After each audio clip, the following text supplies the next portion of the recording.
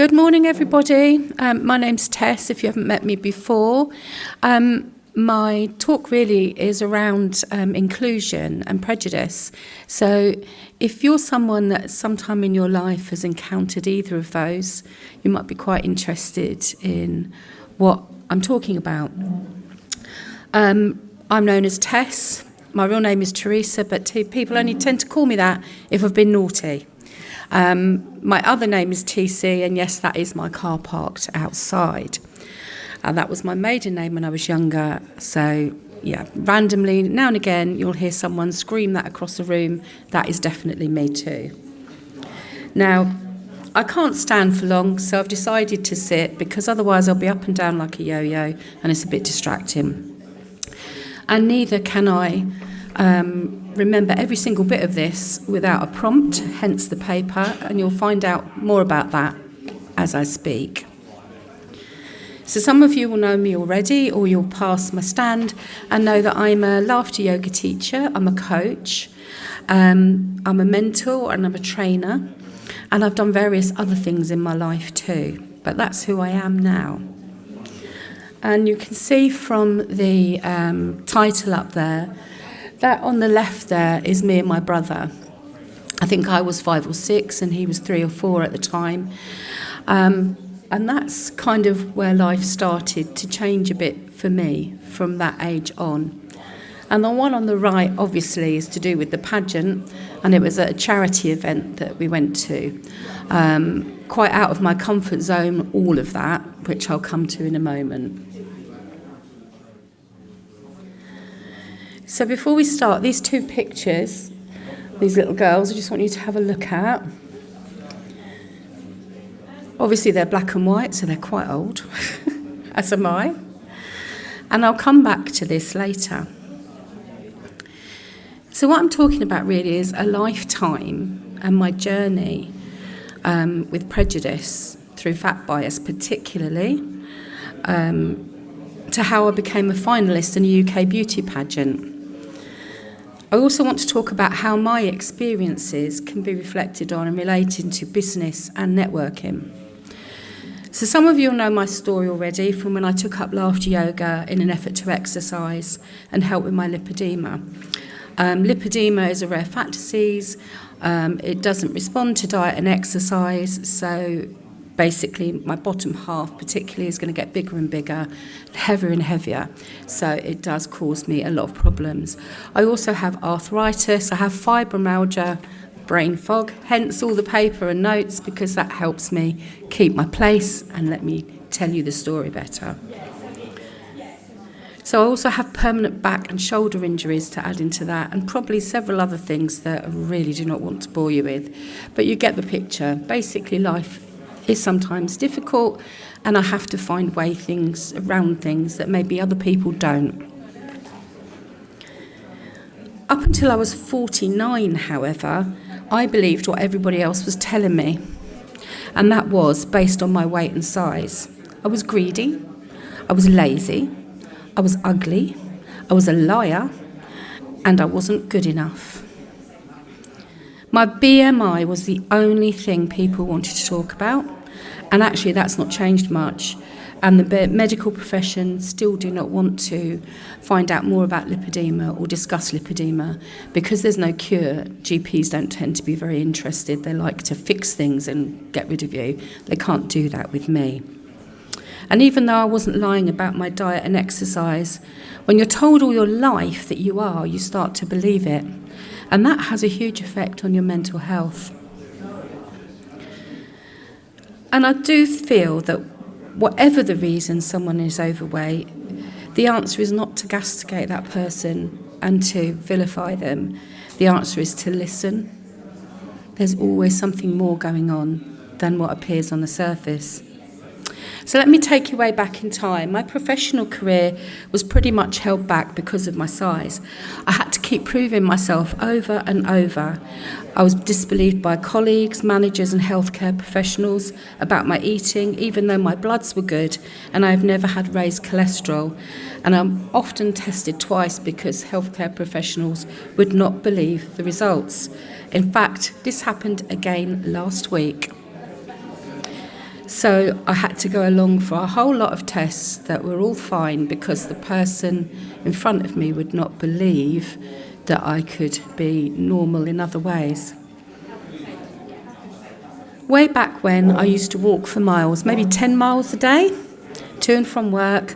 I would exercise at lunchtime, we'd do yoga and aerobics, and then I'd swim or do aqua aerobics 2 or 3 times a week. But everything just kept getting bigger, especially my legs. And I then had 2 accidents, which meant I could no longer partake in weight-bearing exercise, and getting in and out of a pool became very, very difficult. That's when the weight really, really piled on.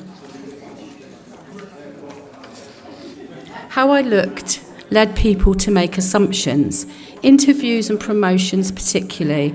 I wasn't dynamic enough, yet I was the one doing the job when the person promoted went sick for 6 months.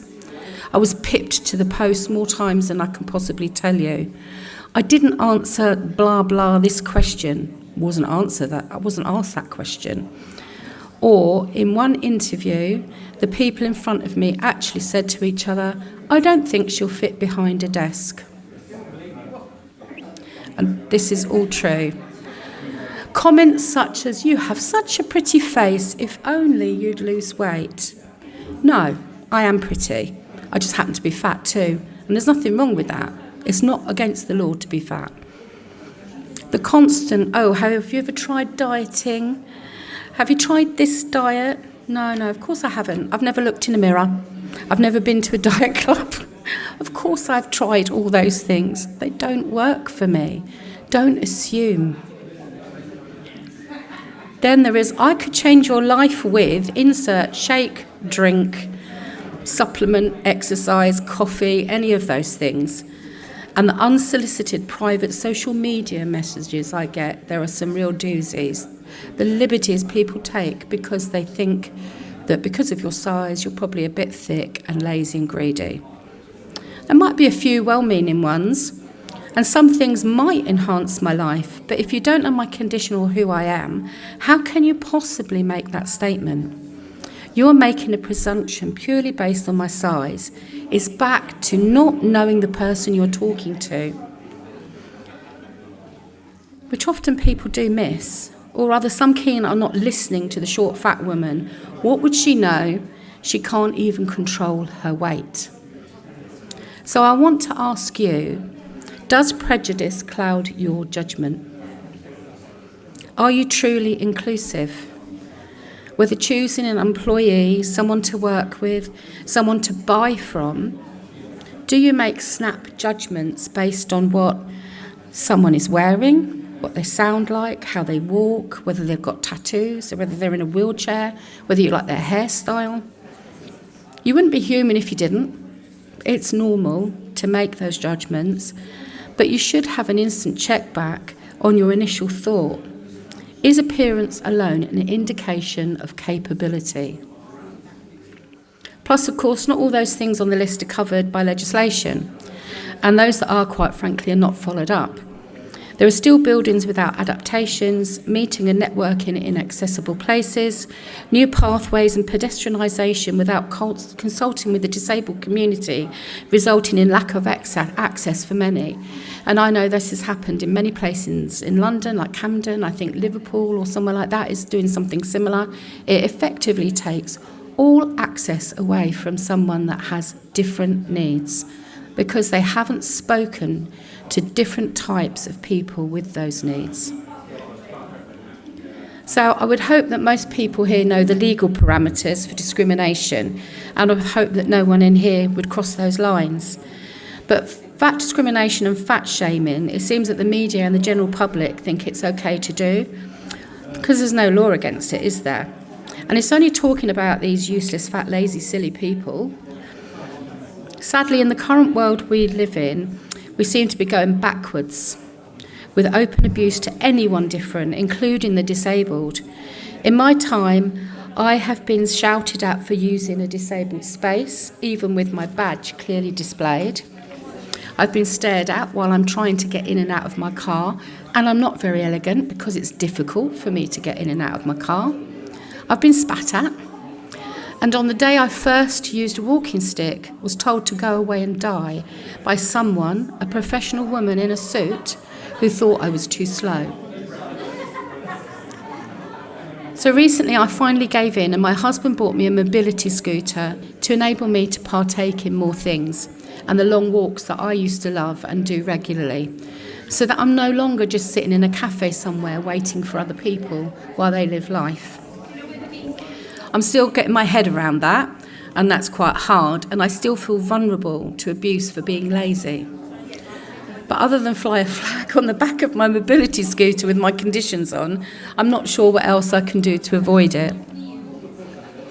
So interestingly, in a CIPD magazine a couple of years ago, I read that only a third of HR managers are confident that they are not biased when hiring. And I'm not convinced that's improved, to be honest. Weight bias and prejudice within parameters of business is really difficult. Prejudice of any kind, these are the type of things it results in for the person and the business. Poor performance, physical health issues, mental health issues, drug use and self-sabotage, all because that person isn't being supported and seen and listened to. And that is just the tip of the iceberg, I suspect. So is it something more than prejudice? Is it a form of bullying? All these things I've brought up are to get you to really and truly think about diversity and inclusion. We can't help but have some natural prejudices, but if we are aware of them, we can make better informed decisions. You could be missing out on a gem of a person who knows their stuff and would really enhance your business because they don't look the right way. So coming back to the photos, from that point on the left, I was regarded as the fat one, not worthy, embarrassing. Those photos are 6 months apart, and that is me.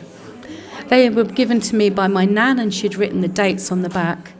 The one on the right is June 1969. The one on the left is early January 1970. So that's less than 6 months.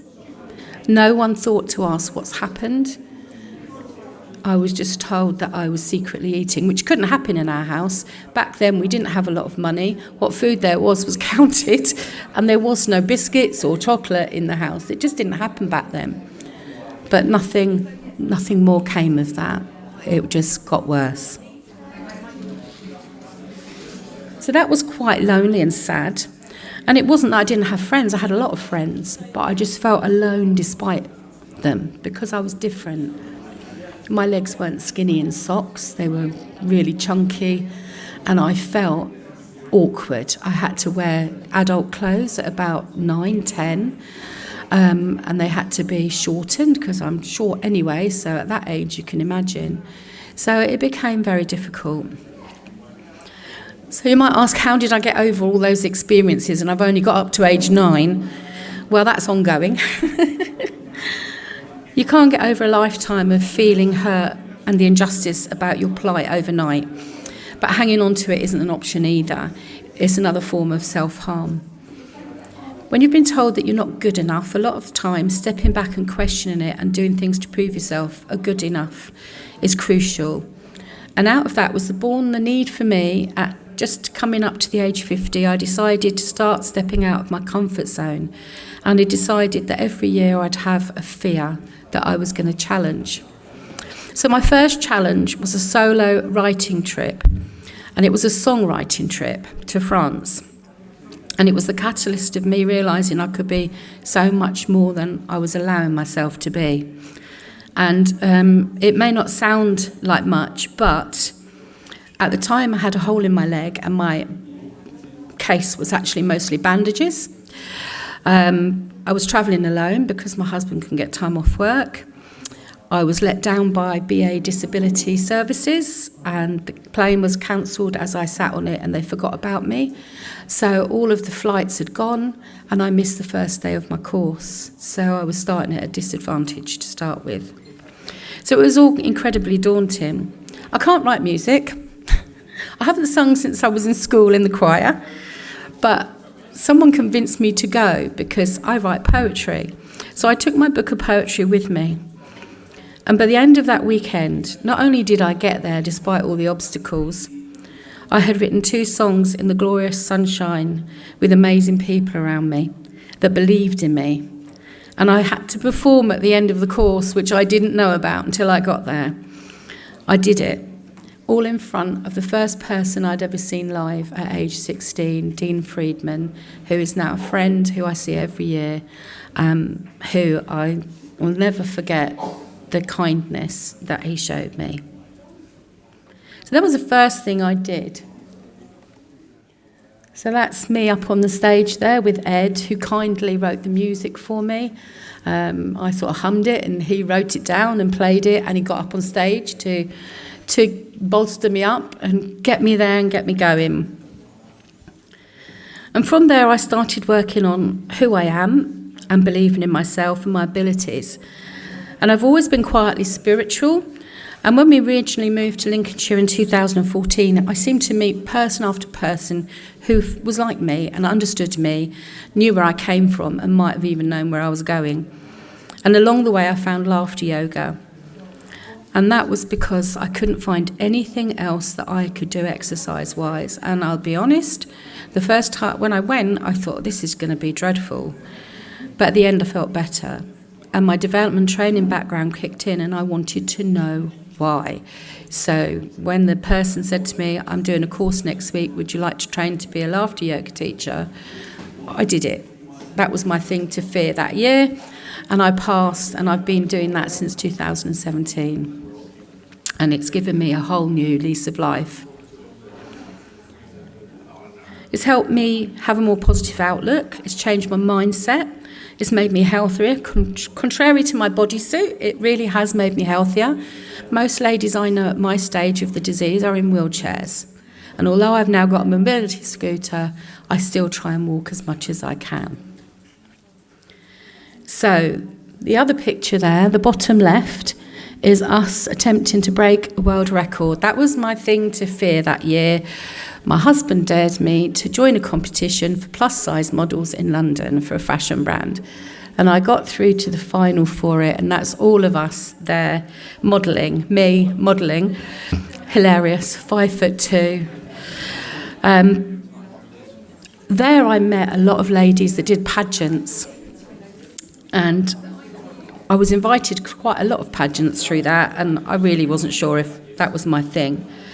But in 2018, I didn't have anything to do to fear, and the final was in Ely, and I really couldn't refuse, so I did the pageant. So on the other 2 pictures, that's me modelling one of the Scarlett and Jo dresses in London. We did quite a few days down there. And the other one is me being a fairy at Peterborough Cathedral, where we did break the world record. Top left there is, you might just about see me at the bottom there, that's us doing a catwalk opposite the Shard. And these are all things that I have done along the way. So Miss Voluptuous was very hard work, and it's a different world. And there was a lot more work than people realise that goes on behind the scenes. The amount of money raised for charity all year and good deeds are honestly astounding. There's paperwork, record books, appearances, the outfits, the sewing, practising walking and smiling and posing, and walking for me is not my plus point. And the finale, that's me at the right-hand side there, was going on stage and smiling while I was in excruciating pain. And you're judged on what you do as well as how you present yourself. So it's not just what you look like. At the end of the night, you know, it's quite a feat, and I was told that I glided across the stage like a Dalek. I was well impressed that I'd managed that. But many ladies were devastated that they hadn't won. A few people thought they were entitled to win. I came 7th out of 16, which I didn't think was bad for a disabled woman of 55 doing her first pageant. I didn't crumble or shout or cry like some did, and I realised how strong I really am. So what else did I learn from that pageant? Well, it takes all sorts. just like in business, you don't know what someone is going through. And every finalist had the most amazing backstory, and some you wouldn't believe. There were people that had cancer, there were people that had had huge devastations in their lives, and they were all motivated by the pageant to improve their self-worth, but to raise awareness of a cause and raise money for that cause. So from that, I also managed to get quite a lot of ladies that I met through the modelling and the pageants diagnose themselves with lipedema because they didn't know they had it. So it's sort of grown the community quite a lot.